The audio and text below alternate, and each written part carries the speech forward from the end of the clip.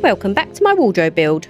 But before I get onto that, I've got a little repair job to do on my first wardrobe. I added a centre support on the rail, but it's pulled these two pieces of wood apart. Here's a little close up so you can see. It's nothing major, I just need to add a few extra screws across the front, just to give it a little extra support. So I clamped it together and pre-drilled the holes, and that will hold it together nicely.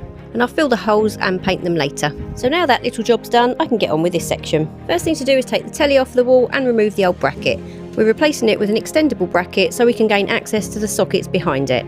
So first I found the centre point between the gap between the two wardrobes, not the chimney breast because it's not straight, so I know exactly where I want it to sit. I then pre-drilled the holes where the bracket's going to go, and I've marked this on a piece of masking tape on the wall. Then transferred the tape onto a piece of 9mm MDF which is going to sit behind the telly. And then I've transferred the marks for the bracket. I then marked on the wall exactly where the bottom of the board sits, because now I need to mark the holes for the soundbar.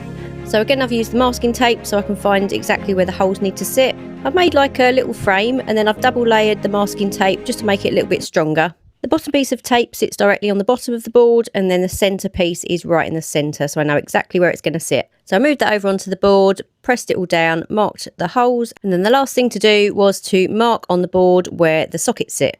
I want the sockets to sit on top of the board, so I'm going to measure exactly where they sit, and then I'm going to measure 5mm in and cut the holes. It sounds so simple. But after a quick check, it actually worked. So the next thing to do is to attach the board to the wall. I'm using my Marksman pen for this. It shoots a bright green mark through the hole and onto the wall. Obviously, I'd pre-drilled the holes on the board first and then done this after.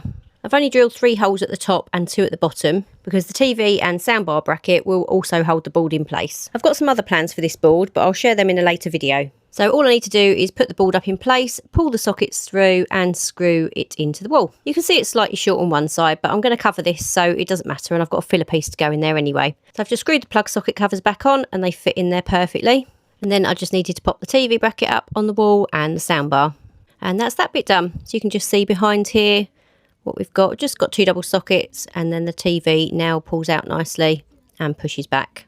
So thank you for watching, and I'll see you on the next one.